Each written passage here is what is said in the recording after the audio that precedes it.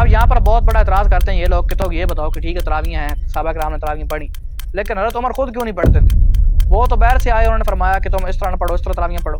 یہ جو رولا ڈالتے ہیں نا صحیح حدیث کا، تم لوگ مجھے یہ بتاؤ کہ بھینس کے حلال ہونے کا، بھینس کے دودھ کے حلال ہونے کا صحیح حدیث کے اندر دکھا سکتے ہو کہ یہ حلال ہے؟ جب نہیں دکھا سکتے تو کیوں پیتے ہو بھینس کا دودھ؟ بھینس کا گوشت کیوں کھاتے ہو؟ دکھاؤ نا صحیح حدیث کے اندر۔ تو اس کے اندر ظاہر سی بات ہے حضرت علی بھی موجود ہوں گے اور بھی بڑے بڑے صحابہ موجود ہوں گے، تو صحابہ نے اتفاق کر لیا اگر یہ بدعت ہوتی تو صحابہ کرام کیا ان کی نعوذ باللہ غیرت ختم ہو گئی تھی کہ حضرت عمر کی بدعت کے پیچھے لگ رہے تھے؟ بسم اللہ الرحمن الرحیم۔ ناظرین، آج کل ایک ویڈیو بڑی وائرل ہو رہی ہے، شاید آپ نے بھی دیکھی ہو۔ اس ویڈیو کے اندر دکھایا یہ جا رہا ہے کہ تراویحیں جو ہیں نا، ان کا دین سے کوئی ثبوت نہیں ہے، یہ بدعت ہیں، مولویوں کی گڑی ہوئی ہیں، دین سے کوئی ثبوت نہیں ہے۔ اس کے اندر دکھایا یہ جا رہا ہے کہ پہلے جوید احمد غامدی صاحب کہہ رہے ہیں کہ تراویحیں الگ کوئی نماز ہی نہیں ہے، یہ سمجھنا چاہیے۔ اس کے آگے مفتی طارق مسعود صاحب کا ایک کلپ کاٹ کر لگایا گیا ہے، غلط فائدہ اٹھایا گیا اس کلپ سے، کہ وہ کہہ رہے ہیں کہ تراویحیں جو ہیں یہ حضرت عمر رضی اللہ تعالیٰ عنہ کی سنت ہے۔ ان دونوں کلپوں کو غلط طریقے سے استعمال کیے گیا ہے۔ نہ تو جوید احمد غامدی صاحب کا یہ نظریہ ہے کہ تراویح بدعت ہے، اور نہ ہی مفتی طارق مسعود صاحب کا۔ جوید احمد غامدی صاحب جو ہیں ان کے اگرچہ کچھ نظریات ہیں جو غلط ہیں، ہم ان سے اختلاف رکھتے ہیں اہل سنت والجماعت کے لوگ، لیکن یہ بات نہیں ہے کہ انہوں نے انکار کیا اس بات کا کہ تراویحیں ہیں ہی نہیں، تراویحیں بدعت ہیں، بلکہ ان کی اگر پوری ویڈیو دیکھی جائے تو بعد میں انہوں نے ایکسپلین کیا تھا کہ میں نے یہ نہیں کہا تھا کہ تراویحیں بدعت ہیں، بلکہ میں نے تو یہ کہا تھا کہ تراویح اور تہجد کی جو نماز ہوتی ہے یہ دونوں ایک ہی چیز ہیں۔ اور مفتی طارق مسعود صاحب پتہ نہیں کوئی واقعہ سنا رہے تھے، یا اللہ بہتر جانتے وہ کیا کہہ رہے تھے، یا ان کے منہ سے ایسے نکل کے بعض انسان سے غلطی ہو جاتی ہے، سب کو لسانی ہو جاتی ہے، تو ان کا کلپ بھی کاٹ کر لگا دیا گیا اور لوگوں کو یہ تاثر دیا گیا۔ بہرحال رازیوں کی طرف سے یہ جو ایک پروپیگنڈا کیا جاتا ہے کہ تراویحیں کہاں سے آئی ہیں، خدا را ہمیں بتاؤ، تراویح کو کوئی ثبوت نہیں ہے، آپ کی کتابوں کے اندر لکھا ہوا کہ یہ بدعت ہے، یہ ہے وہ ہے، حضرت عمر کی بدعت ہے، حضرت عمر نے نعوذ باللہ غلط بدعت جاری کی، یہ ہے وہ ہے، ایسے بالکل جو ہے نا بکواس ٹائپ کرتے رہتے ہیں۔ تو آج کی اس ویڈیو میں انشاءاللہ آپ کو بتاؤں گا کہ تراویحیں کہاں سے آئی ہیں، ان کا دین سے تعلق کیا ہے، تراویحیں دین کا ایک اہم حصہ ہیں، نئی پاک حکم ہے، صحابہ نے کی ہیں، اور پوری امت کا اس پر اجماع ہے سوائے ان لوگوں کے جن کا دین سے کوئی تعلق ہی نہیں ہے، اور یا علی مدد کہہ کر انہوں نے اپنے آپ پر ایک مور لگا دی ہے کہ ہم جو ہے نا بکواس ٹائپ آدمی ہیں، ہم جو مرضی کہتے ہیں، ہماری کوئی حیثیت نہیں ہے۔ ناظرین، تراویح کی جو ابتدا ہے یہ سمجھ آتی ہے صحیح مسلم کی ایک روایت سے کہ حضرت عائشہ رضی اللہ تعالیٰ عنہ فرماتی ہیں کہ نبی کریم صلی اللہ علیہ وسلم نے ایک دن تراویحیں پڑھائی رمضان کے اندر، دوسری دن جماعت کروائی، تیسرے دن بھی کروائی، لیکن چوتھے دن آپ آئے نہیں۔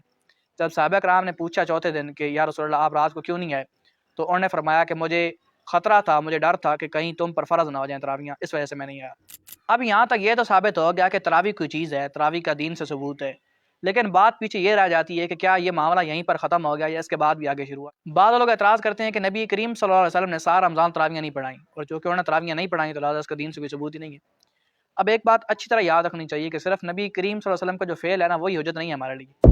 اگر تم لوگ کہتے ہو ہم نے وہی کام کرنا ہے جو نبی پاک نے خود کیا تھا، تو پھر ایسا کرو 11 شادیاں بھی کرو۔ نبی پاک نے 11 شادیاں کی تھی۔ او بھائی، نبی پاک کے لیے اور احکام ہوتے ہیں، امت کے لیے اور ہوتے ہیں۔ نبی کریم صلی اللہ علیہ وسلم کے جو اقوال ہیں، ان کے جو حکم ہیں، جو انہوں نے حکم دی ہیں، وہ بھی ہمارے لیے حجت ہیں، اور صحیح احادیث سے یہ چیز بالکل ثابت ہے کہ نبی کریم صلی اللہ علیہ وسلم نے اس کو اچھا سمجھا، اس کا حکم دیا۔ صحیح حدیث کے اندر آتا ہے کہ نبی کریم صلی اللہ علیہ وسلم ایک دفعہ تشریف لائے مسجد کے اندر، آپ نے آ کے دیکھا تو صحابہ کرام تراویحیں پڑھ رہے تھے، تو جب آپ نے صحابہ کرام کا یہ عمل دیکھا تو آپ نے فرمایا قد احسنوا وقد اصابوا، کہ یہ لوگ بہت اچھا کر رہے ہیں۔ اخبار مکہ، ترمذی شریف، موطا امام محمد اور امام ابو داؤد کی کتاب، ان تمام کتابوں کے اندر ایک صحیح روایت ملتی ہے کہ نبی کریم صلی اللہ علیہ وسلم کے دور سے لے کر تراویح کا جو سلسلہ ہے، نبی کریم کے دور سے لے کر حضرت عمر کے دور تک اسی طرح چلتا رہا۔ کس طرح چلتا رہا اس کو جاننے کے لیے صحیح بخاری اٹھائیے۔ صحیح بخاری کی صحیح روایت ملتی ہے کہ حضرت عمر رضی اللہ تعالیٰ عنہ ایک دن مسجد نبی کے اندر تشریف لائے، آپ نے آ کے دیکھا کہ صحابہ کرام اس طریقے سے تراویحیں پڑھ رہے ہیں کہ ایک امام ہے، 4-5 مقتدی ہیں، ایک امام ہے اور جگہ ایک امام ہے اور 7-8 مقتدی ہیں، یعنی ٹولیاں ٹولیاں بنی ہوئی ہیں۔ اس طرح نہیں ہے کہ ایک امام ہو اور پیچھے سارے اس کے مقتدی ہوں۔ جب حضرت عمر نے یہ چیز دیکھی تو انہوں نے فرمایا کہ ایسا کرو کہ ایک امام بن جاؤ، باقی سارے اس کے پیچھے مقتدی بن جاؤ، یعنی ایسا کرو کہ ایک امام اور باقی سارے اس کے پیچھے مقتدی ہوں، ٹولیاں ٹولیاں بن کے تراویحیں نہ پڑھو۔ حضرت عمر رضی اللہ تعالیٰ عنہ کے اس مشورے سے سارے صحابہ نے اتفاق کر لیا، سارے صحابہ نے کہا کہ ٹھیک ہے ہم اسی طرح کرتے ہیں، یہی اچھی چیز ہے، اور پھر صحابہ کرام نے اس طرح کیا بھی صحیح۔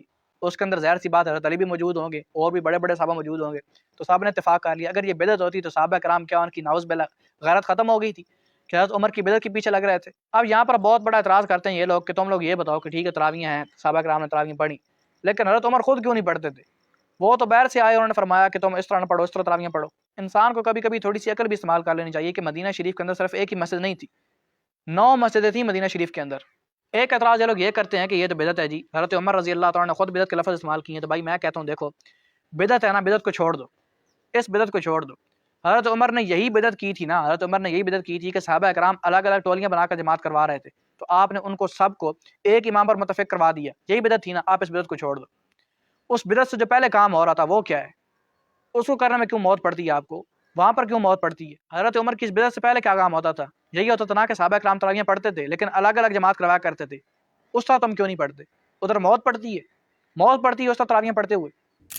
باقی یہ اعتراض کہ سنت مقدہ نہیں ہے, تم لوگوں نے خود ہی پکڑ کر سنت مقدہ بنا دی ہے. چلو ثبوت اگر ہے تو سنت مقدہ کا ثبوت نہیں ہے, یہ وہ ہے. صحیح حدیث کے اندر دکھاؤ بھائی. تم لوگ مجھے یہ بتاؤ, یہ جو رولا ڈالتے ہیں نا صحیح حدیث کا, تم لوگ مجھے یہ بتاؤ کہ بھینس کے حلال ہونے کا, بھینس کے دودھ کے حلال ہونے کا صحیح حدیث کے اندر دکھا سکتے ہو کہ یہ حلال ہے؟ جب نہیں دکھا سکتے تو کیوں پیتے ہو بھینس کا دودھ, بھینس کا گوشت کیوں کھاتے ہو؟ دکھاؤ نا صحیح حدیث کے اندر. بھائیو اصل بات یہی ہے کہ نبی کریم صلی اللہ علیہ وسلم کے دور سے لے کر بارش شروع ہوگی ہے, نبی کریم کے دور سے لے کر آج تک تمام مسلمان اس بات پر متفق ہیں کہ تراویحیں واقعی ہیں, تراویح کو ثبوت ہے, اجماعی مسئلہ ہے تمام مسلمانوں کے نزدیک. کوئی بھی آج تک تراویح کو منکر نہیں ہے. صرف ایک ہی منکر ہے, ایک ٹولی منکر ہے رافضی, اور جن کا ان کے منکر ہونے سے ہوتا کیا ہے, دین سے ان کا کوئی تعلق نہیں ہے. نماز اور قرآن اور سب کچھ ان کو, اور کلمہ اور کیا چیز, ان کا دین سے کیا تعلق ہے؟ خیر بارش شروع ہوگی ہے. نبی کریم نے فرمایا تھا کہ علیکم بسنتی و سنت الخلفاء الراشدین, کہ تم لوگ میری سنت کو اپناؤ اور خلفاء راشدین کو سنت کو اپناؤ. اور خلفاء راشدین کی سنت ہے کہ تراویحیں واقعی ہیں. اور باقی وہ الگ ایک اختلافی مسئلہ ہے کہ 8 ہیں یا 20 ہیں. اگر کوئی 8 پڑھتا ہے تو اچھی بات ہے, 20 پڑھتا ہے اور اچھی بات ہے, یہ کوئی ایسا مسئلہ نہیں ہے. لیکن بہرحال یہ ایک اجماعی مسئلہ ہے. آج تک اس کا کوئی منکر نہیں رہا سوائے رافضیوں کے, جن کا دین سے کوئی تعلق نہیں ہے. ان کے علاوہ کوئی آج تک اس کا منکر نہیں رہا کہ تراویحیں نہیں ہیں. اصل میں یہ نماز پتہ نہیں لوگوں نے بنا کیا دی, مجھے سمجھ نہیں آتی. یہ رفع یدین کے مسئلے اور فاتحہ خلف الامام اور بڑے عجیب عجیب مسئلے. بھائی نماز کیا ہے؟ نماز ایک بیسک عمل ہے, کنیکشن ود اللہ, کہ آپ نے اللہ تعالیٰ سے اپنا تعلق بنانا ہے, اللہ تعالیٰ کے سامنے سجدہ کرنا ہے, اللہ تعالیٰ سے باتیں کرنی ہے. جب ہر چیز کو ثبوت ملتا ہے, آپ کے پاس اپنے دلائل ہیں, تو جس طرح بھی نماز پڑھ لی جائے اس طرح ٹھیک ہے. لیکن بالکل انکار کر دینا یہ بات غلط ہے. اور میں اکثر ایک بات کیا کرتا ہوں کہ دیکھو بھائی, یہ جو مسئلے ہیں نا, جو اجماعی مسئلے ہیں, ان کا انکار کرنا ہی بہت بڑی جو ہے نا یعنی کہ حماقت ہے. خلافت عثمانی کے بعد اہل سنت والجماعت کے 3 ٹکڑے ہو گئے, اہل حدیث, دیوبندی اور بریلوی. اور ان کے جو آپس میں فرقے بنے 3, اہل حدیث, دیوبندی اور بریلوی, یہ اتنے بڑے بڑے فرقے بنے کہ تمام نے ایک دوسرے پر کفر کے فتوے لگا دیے, مشرک ہونے کے, اور مرتد ہو گئے ہیں, مشرک ہیں, یہ وہ. لیکن اس سب کے باوجود تینوں فرقے اس بات پر بالکل آج تک متفق ہیں کہ تراویحیں واقعی ہیں, تراویح کا انکار بالکل غلط ہے. سبحانہ وتعالی عما یشرکون.